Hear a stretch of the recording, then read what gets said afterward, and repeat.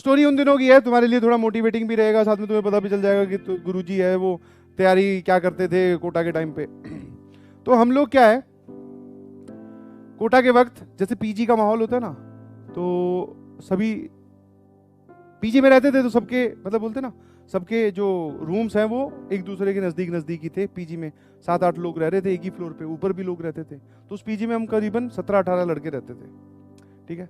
तो वहाँ पे एक ट्रेंड था कि जब भी आपका टेस्ट होगा तो आप क्या है, अपना स्कोर तो मैच करोगे ना भैया, क्योंकि आप आसपास भी पढ़ने वाले हैं। आप इस कमरे में बैठ के पढ़ रहे हो, साइड वाले कमरे में जो है वो आपसे ज़्यादा मेहनत कर रहा है या कम कर रहा है, वो उसका प्रमाण या वो कहाँ से पता चलेगा। तो टेस्ट का रिजल्ट जैसे ही आए तो आप लोग क्या है अपना अपना टेस्ट रिजल्ट शेयर करते थे, भैया आज तेरा टेस्ट कैसा हुआ, डिस्कशन कर रहे हैं। तो हम लोग डिस्कशन कर रहे थे भाई।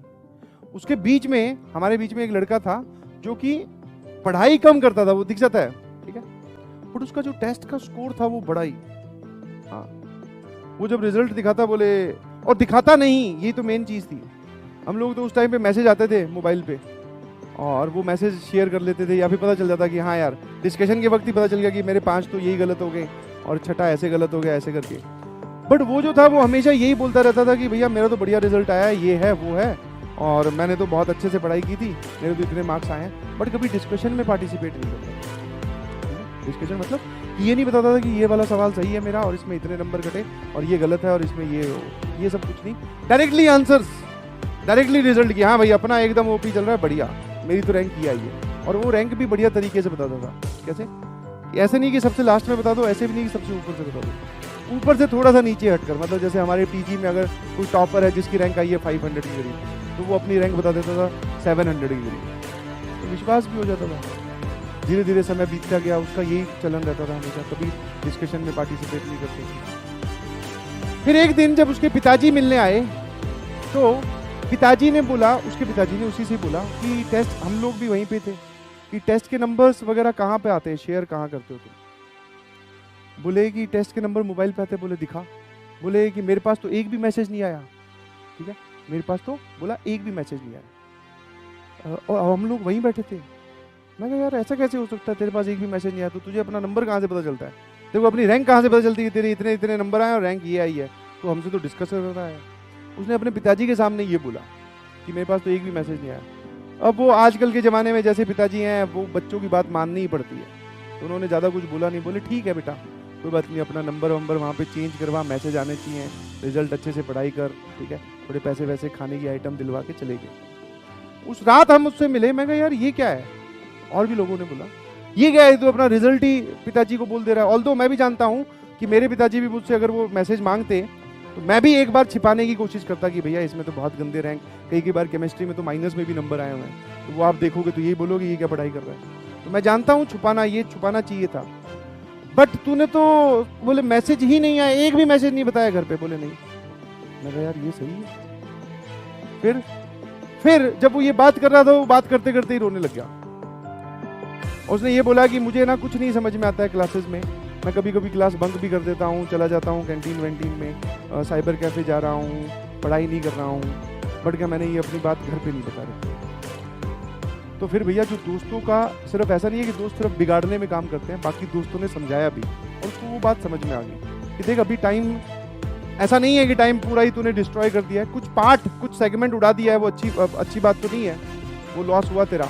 बट अगर तू अभी से ही पढ़ाई करनी स्टार्ट करता है तो तू बढ़िया रिजल्ट ला सकता है, कोई दिक्कत नहीं। और उसके मन में डर था कि भैया पिताजी मुझे बोल के गए और ज्यादा बोल के भी नहीं गए, उन्होंने विश्वास दिखाकर ये बात बोली है कि बेटा अच्छे से पढ़ाई करो, ठीक है, हाँ कोई कमी पेशी हो तो उसको दूर करने की कोशिश करो।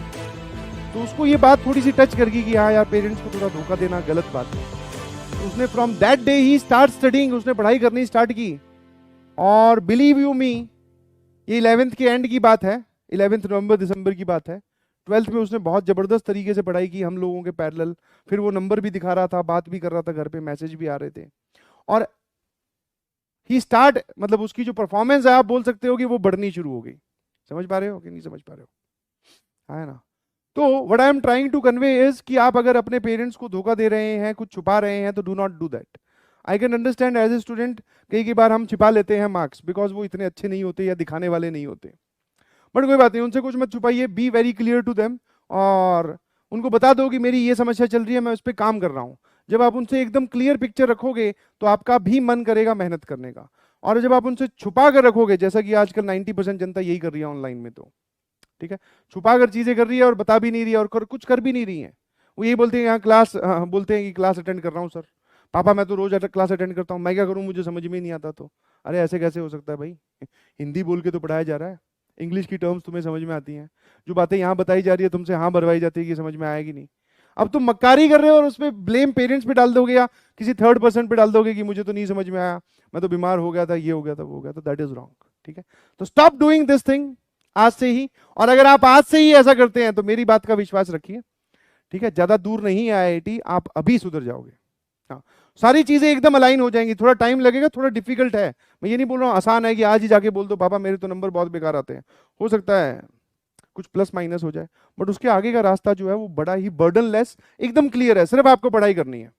और जब आप एक बार अपने पेरेंट्स के साथ ऑनेस्टी दिखाओगे तो उनको भी रहेगा कि हाँ यार इसने सारे मेरे को बताए, अपनी समस्याएं बताई, अब नहीं हुआ तो नहीं हुआ, कोई बात नहीं, बहुत सारे लोगों का सिलेक्शन नहीं होता। But be clear with your parents, ठीक है। हाँ, उनको किसी धोखे में या किसी, बोलते हैं ना, किसी पर्दे में ना रखें प्लीज, उनको बता दें अपने मार्क्स, कोई दिक्कत नहीं है। बहुत सारे, मतलब मैक्सिमम लोगों के कम ही आते हैं यार, ज्यादा किसके आते हैं, ज्यादा आने वाले मान लो 50 लोगों के अगर क्लास है तो टॉपर तो एक ही होगा ना, या ऊपर वाले 5 उठा लो, बाकी 45 वो भी तो घर पे डील ही कर रहे हैं, सब नहीं धोखा दे रहे हैं।